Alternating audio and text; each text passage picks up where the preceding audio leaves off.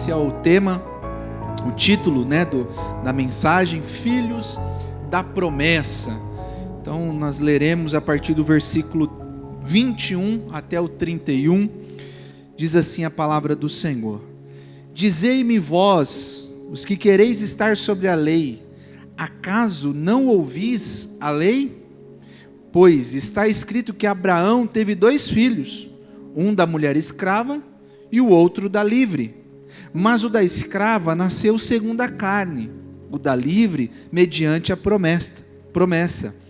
Estas coisas são alegóricas, porque estas mulheres são 2 alianças. Uma, na verdade, se refere ao Monte Sinai, que gera para a escravidão. Esta é Agar. Ora, Agar é o Monte Sinai na Arábia, e corresponde a Jerusalém atual, que está em escravidão com seus filhos.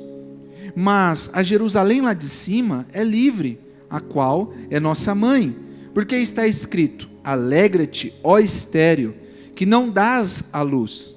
Exulta e clama, tu que não estás de parto, porque são mais numerosos os filhos da abandonada que os da que tem marido. Vós, porém, irmãos, sois filhos da promessa como Isaque. Como, porém, outrora, o que nascera segundo a carne perseguia ao que nasceu segundo o Espírito. Assim também agora. Contudo, que diz a Escritura? Lança fora a escrava e seu filho, porque de modo algum o filho da escrava será herdeiro como o filho da livre. E assim, irmãos, somos filhos não da escrava, e sim da livre. Amém? Que Deus aplique a sua palavra ao nosso coração. Irmãos, imagine 2 homens morando numa mesma casa. O primeiro vive ali com um contrato provisório na sua mão. Todos os dias ele pega esse contrato, ele confere as regras, ele confere as cláusulas, porque ele tem medo de errar em algum ponto. Se quebrar um copo, ele entra em pânico. Se chegar atrasado, pede desculpa, como quem pode ser expulso a qualquer momento. Ele obedece, mas não descansa. Cumpre as regras, mas não se sente em casa. O segundo homem mora na mesma casa, mas ele carrega nas suas mãos uma certidão de nascimento. Ele não tem contrato, porque não é hóspede, ele é filho. Quando erra, sabe que será corrigido, mas não descartado. Quando obedece, o faz por amor, não por medo de perder o teto. Ambos estão na casa, mas só um é herdeiro. Por que eu estou dizendo isso? Trazendo essa metáfora? Porque Paulo, em Gálatas 4, nos mostra que a lei funciona como um contrato. Ela regula, exige e acusa, enquanto a promessa funciona como uma certidão de nascimento. Ela declara, garante e assegura. O texto que lemos, Paulo está terminando a parte doutrinária desta carta. Ele vai, até o capítulo 4, mostrar o que nós conhecemos como ortodoxia, a teologia, a doutrina. E ele está finalizando nessa parte que nós lemos, para no capítulo 5 entrar na parte prática da carta. E novamente, nestes versos que nós lemos, ele retoma a ideia que ele iniciou no início do capítulo 4, nessa exposição, quando nós falamos sobre a filiação em Deus, mostrando que o filho é livre e herdeiro do pai. Então Paulo está retomando isso, e aqui ele vai trazer alguns exemplos. Paulo está confrontando os judaizantes e falsos mestres que exigiam a circuncisão e a submissão à lei cerimonial como condição para pertencerem à família de Deus. O apóstolo então recorre às escrituras, mais precisamente ao Pentateuco, ao livro do Gênesis, quando ele diz assim: vocês não ouvis a lei? Ele está recorrendo ao livro de Gênesis, pois os seus adversários costumavam a apelar para a lei. Paulo então emprega a própria lei, a própria escritura, para mostrar que os cristãos não estão mais sob o jugo do legalismo. E o que ele vai fazer? Ele vai mostrar, ele vai apresentar então 3 verdades de como se relacionar com Deus. Então Paulo aqui vai mostrar esse relacionamento do filho que tem a certidão e não o contrato. Porque para os judeus, o relacionamento com Deus era baseado no contrato, na lei, nas exigências. Era aquilo que, como eu disse na semana passada, os judaizantes, que eram judeus convertidos ao cristianismo, chegavam para os cristãos e diziam: olha, vocês são cristãos, vocês conheceram a Cristo, mas ainda não são 100%. Precisam cumprir algumas regras, precisam cumprir algumas determinações. Então eles andavam com um contrato na mão. E Paulo vai mostrar aqui 3 verdades de como se relacionar com Deus. A primeira verdade que Paulo apresenta aqui é a incoerência dos judaizantes nessa relação com Deus. No versículo 21, Paulo começa assim: dizei-me vós, os que quereis estar sobre a lei, acaso não ouvis a lei? Paulo aqui está agora entrando num debate e mostrando como que os judaizantes eram incoerentes na sua relação com Deus. Eles queriam impor a lei, mas não entendiam de fato a lei. Eles baseavam a sua relação com Deus através de regras, normas, preceitos e regulamentos. E eles interpretavam a lei de acordo com as suas vontades e preferências. Paulo aqui está dizendo: olha, vocês conhecem a lei? Vocês de fato sabem a lei? Vocês querem estar sobre a lei? E aí Paulo vai mostrar que a relação deles é incoerente. O reverendo Hernandes, comentando esse texto, ele diz o seguinte: estas palavras de Paulo são endereçadas às pessoas cuja religião é legalista, que imaginam que o caminho a Deus é por meio da observância de certas regras. São indivíduos que transformam o evangelho em lei e supõem que o seu relacionamento com Deus depende de uma obediência restrita a regulamentos, tradições e cerimônia. São crentes professos, mas que vivem escravizados por esses preceitos. Ou seja, Paulo está mostrando que eles, na verdade, não tinham um relacionamento com Deus. Eles eram incoerentes na sua relação com Deus. Eles achavam que compreendiam a lei, mas eles não compreendiam. Eles liam de acordo com a sua imaginação, com os seus preceitos, com aquilo que eles queriam interpretar da lei. É mais ou menos aquela acusação que Jesus faz aos escribas e fariseus lá em Mateus 23. No verso 23, Jesus diz assim: ai de vós, escribas e fariseus, hipócritas, porque dais o dízimo da hortelã, do endro, do cominho, e tendes negligenciado os preceitos mais importantes da lei: a justiça, a misericórdia e a fé. Devieis fazer estas coisas, sem omitir aquela. Ou seja, Paulo aqui vai construir uma progressão, mostrando a incoerência dos judaizantes na relação com Deus. Eles impunham a lei, eles impunham determinadas práticas, mas muitas vezes eles mesmos não cumpriam.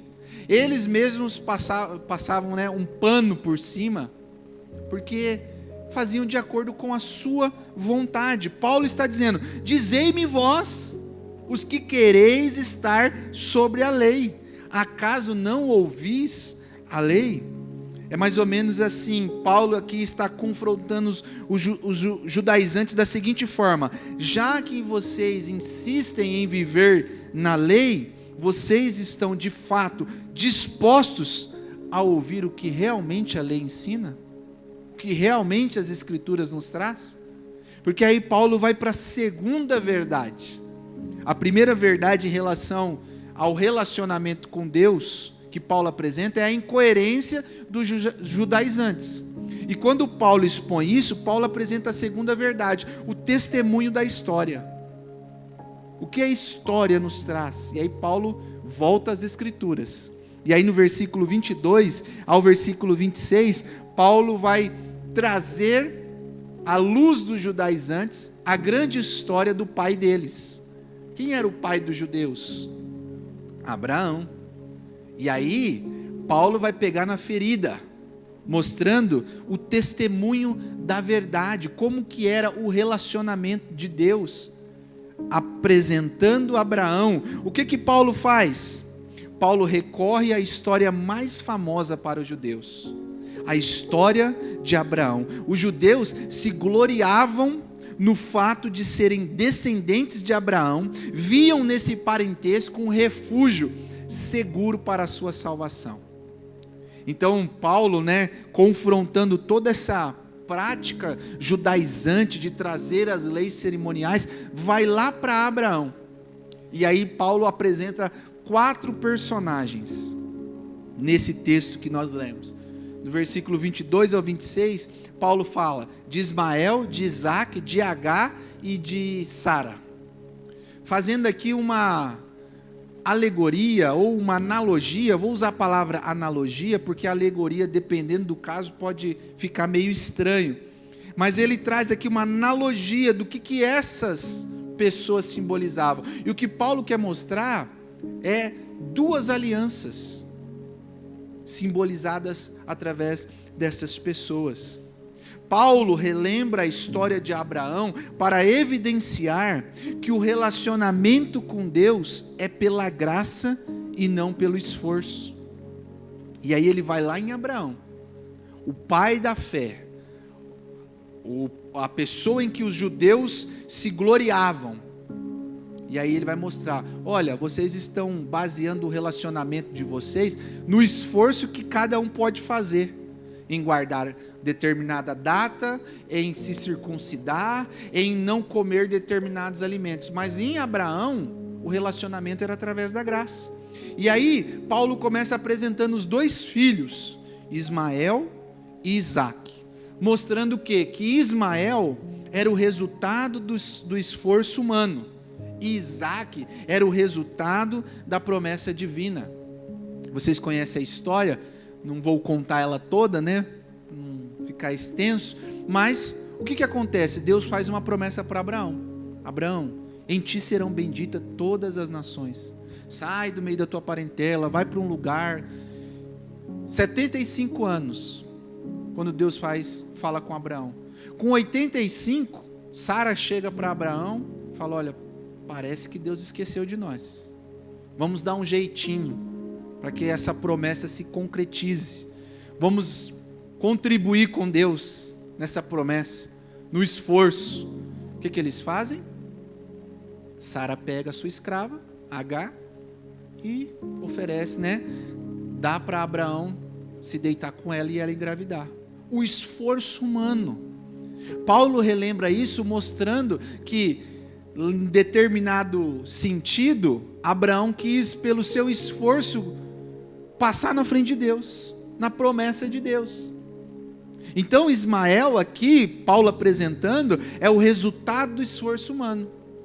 Pois bem, Ismael nasce, mas quando Abraão está com 99 anos, Deus aparece de novo a Abraão e fala: olha, eu vou te dar um filho, eu vou cumprir a promessa que eu fiz a você. Aí tem todo aquele episódio, Sara ri, por dentro lá, dentro da casa, da cabana lá, da tenda. E aí os anjos ali que estavam, ouvem ali toda aquela história que você conhece, mas se cumpre, com 100 anos nasce. mostrando o quê? O que Ismael representa? A promessa divina, o sobrenatural de Deus. É Deus, o cuidado de Deus, a graça de Deus, contrastando com as obras.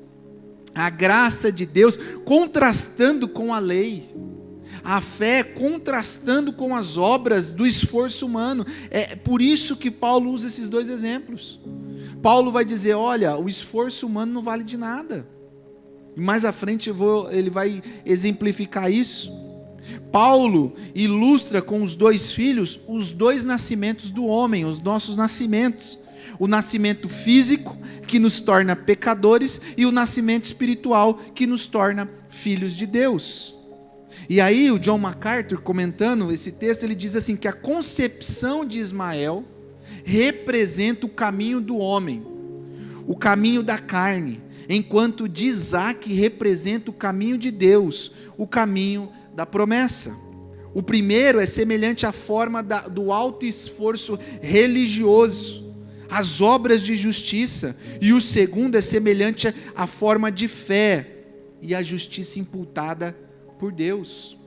Ou seja, Paulo está dizendo, olha, vamos recorrer às escrituras, e vocês vão ver que lá atrás, o pai Abraão já tentou por esforço humano fazer alguma coisa, e esse esforço é Ismael, mas Deus provou que a sua promessa prevalece, a sua justiça prevalece, a sua graça prevalece através de Isaac, porque aos olhos humanos era impossível uma mulher de 99 anos dar à luz, um homem de 100 anos ser pai.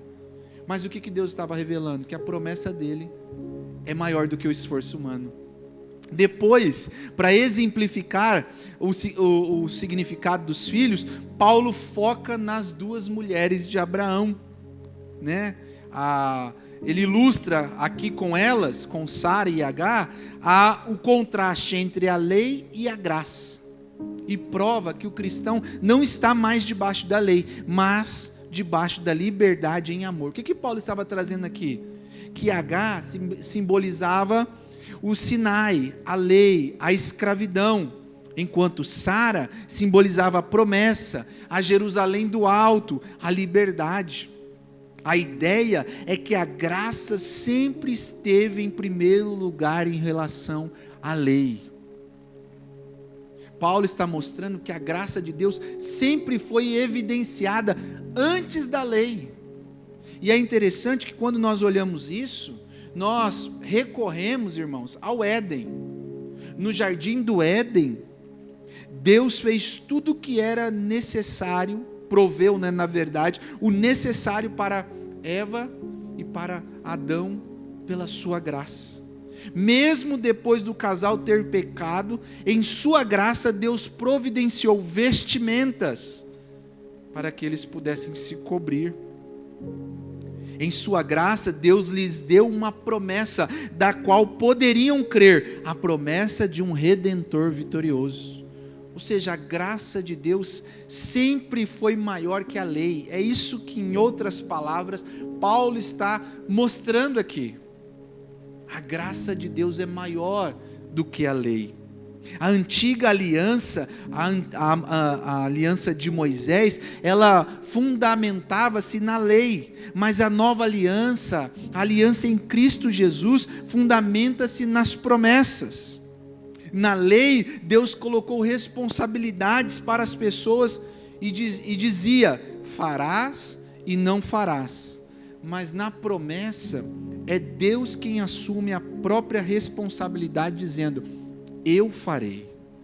Então é isso que Paulo está mostrando, quando ele usa esses exemplos, exemplificando que em Abraão nós podemos ver isso, os dois pactos, as duas alianças, mas que aquela que agora está em vigência aos cristãos, aqueles que reconheceram Cristo, é a aliança da graça, da liberdade. Em Cristo nós somos libertos de todos os rudimentos fracos deste mundo, que é o que Paulo fala no capítulo 4 e no versículo 9, quando ele diz que os Gálatas estavam querendo voltar a rudimentos fracos e pobres, mas pela graça de Cristo, na nova aliança, nós somos libertos disso.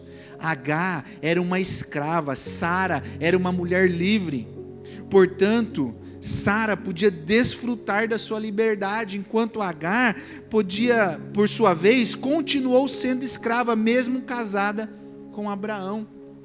Semelhantemente, o que Paulo mostra, a lei não foi nos dada para nos salvar.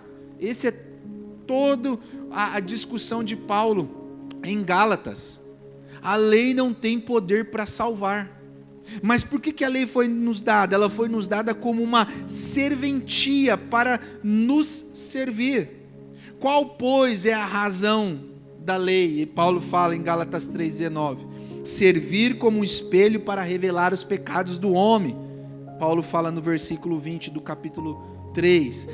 Para servir como um tutor, um pedagogo, para controlar os homens e, por fim, os conduzir a Cristo.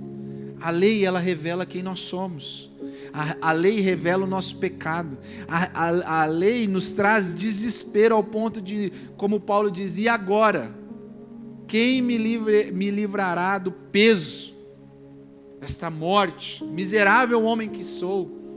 Mas ele conclui, graças a Deus por intermédio de Cristo Jesus. É para isso que a lei serve. Paulo está mostrando isso.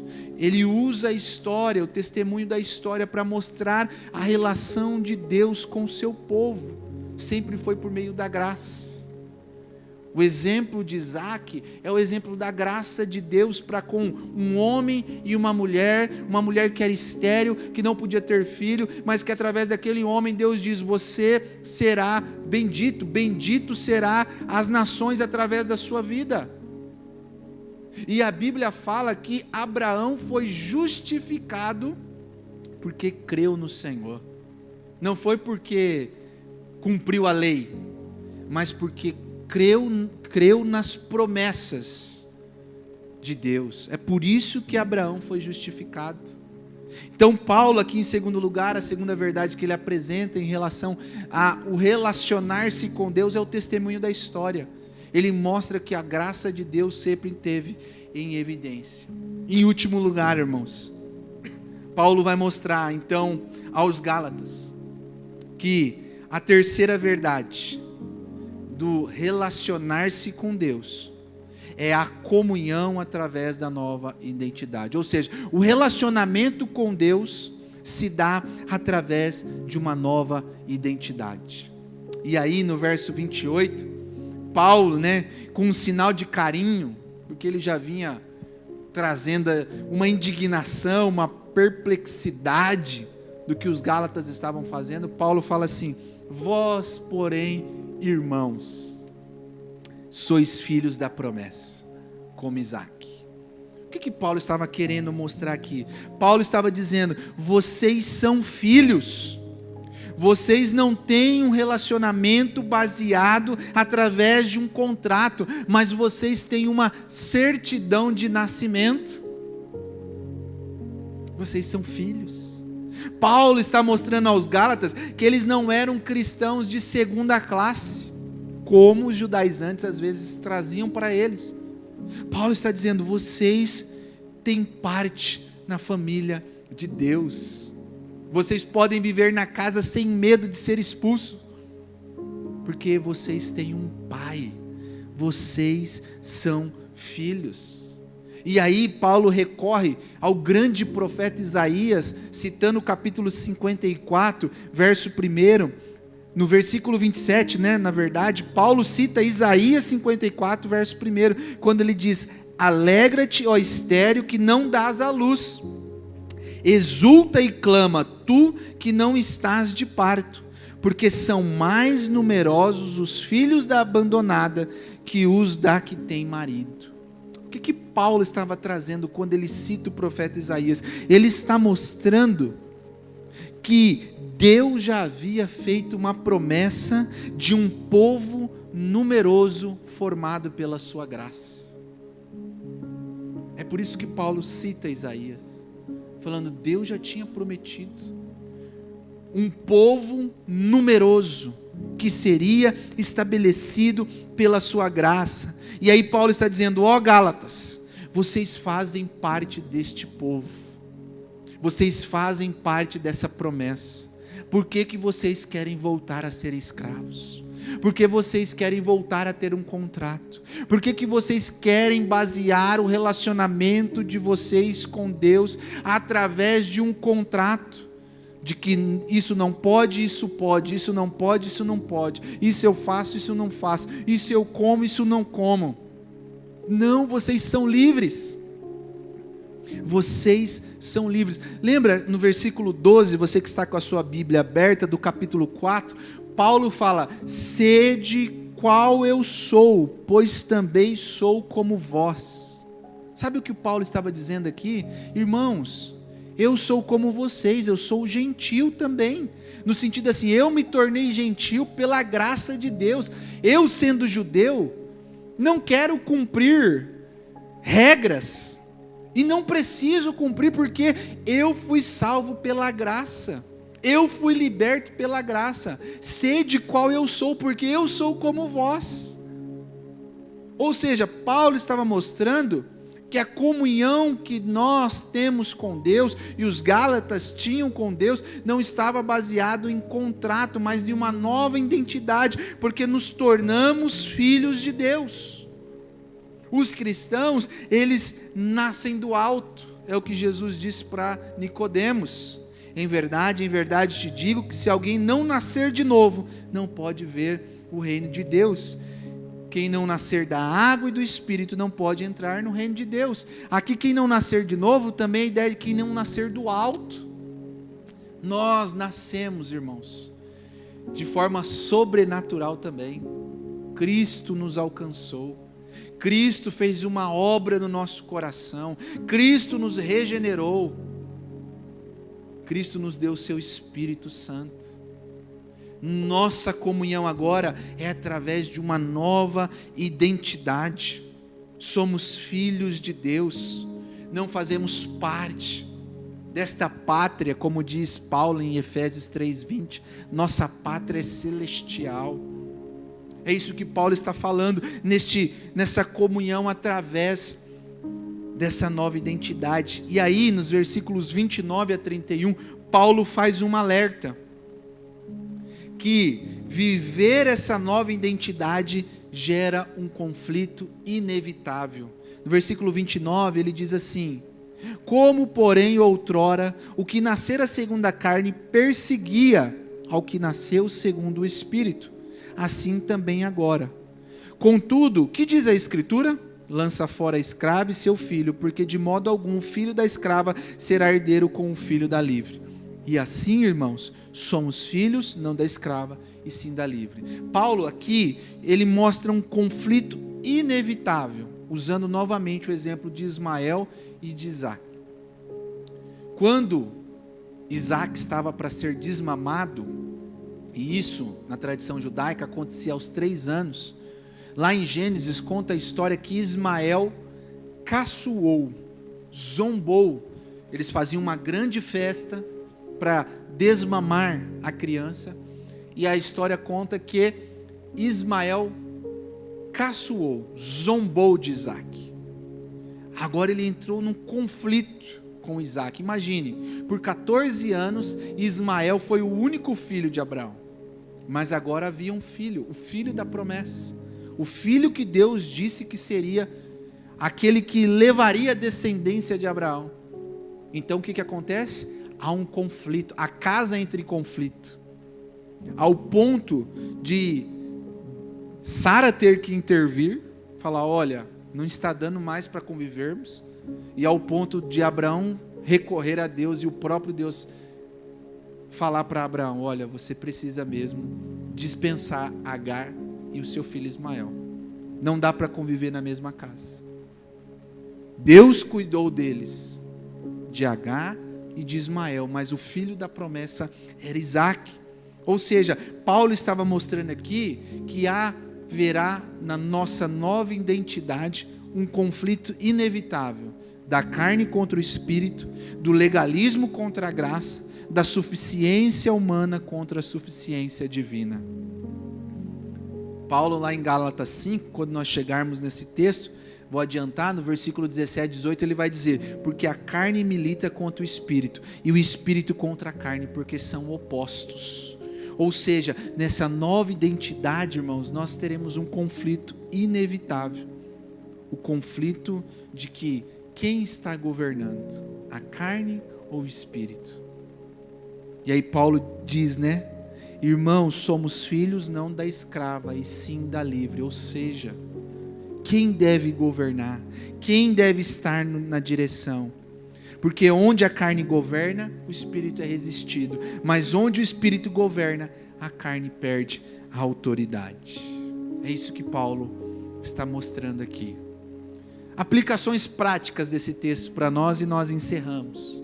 O que esse texto nos ensina? E o que nós podemos aplicar deste texto de Paulo? Primeiro, cuidado, meu irmão, com o legalismo disfarçado de zelo espiritual. Cuidado para não estarmos colocando o legalismo, a lei, no lugar da graça. Um dos maiores problemas entre cristãos de hoje é o legalismo.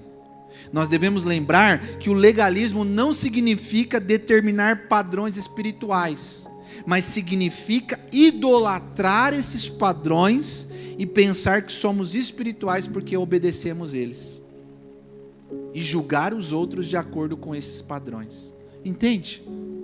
Quando a gente cria um padrão, ou quando a gente vê alguns determinados contextos criando os padrões e dizendo: você só é crente se você fizer isso.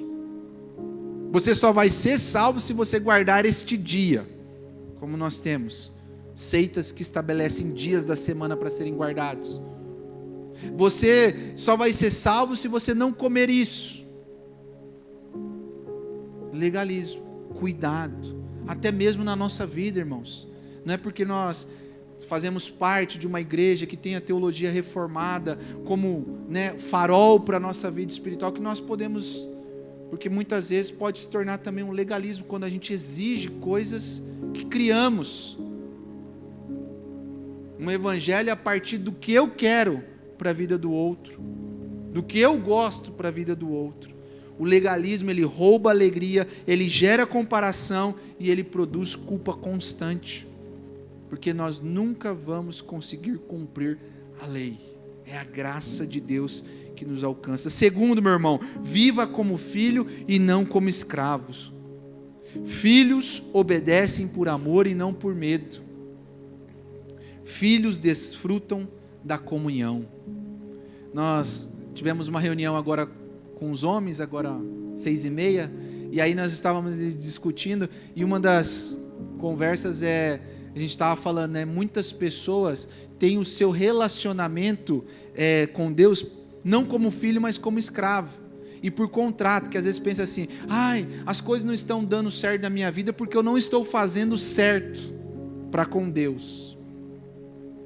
Eu estou esquecendo tal coisa, e aí baseia o seu relacionamento espiritual, ou aquilo que acontece na sua vida, de acordo com sua espiritualidade.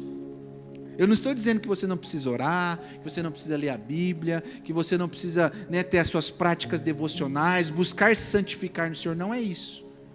Mas você não pode medir aquilo que Deus faz na sua vida por aquilo que você entrega. Por exemplo, um exemplo clássico, que às vezes eu cito aqui na igreja: dízimos e ofertas. Tem gente que baseia a sua vida financeira naquilo que ele entrega para Deus. Então, se eu der, Deus tem que me dar. Se eu é como eu sempre cito, é como se Deus fosse um grande empresário que a gente está investindo para receber em ação. Não, meu irmão.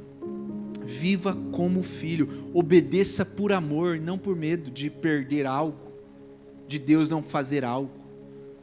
O pai sempre sabe o que é melhor para o filho.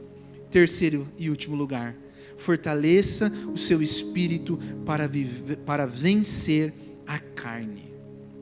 Deste lado da eternidade, meu irmão, nós sempre estaremos em guerra constante com a carne. precisamos fortalecer o nosso espírito. Porque a carne, ela sempre está sedenta, não só para o pecado, mas também para a nossa autossuficiência, para o nosso esforço próprio, por aquilo que nós fazemos para contribuir na nossa salvação. Eu encerro com a seguinte pergunta: viveremos como filhos da promessa ou como escravos do legalismo?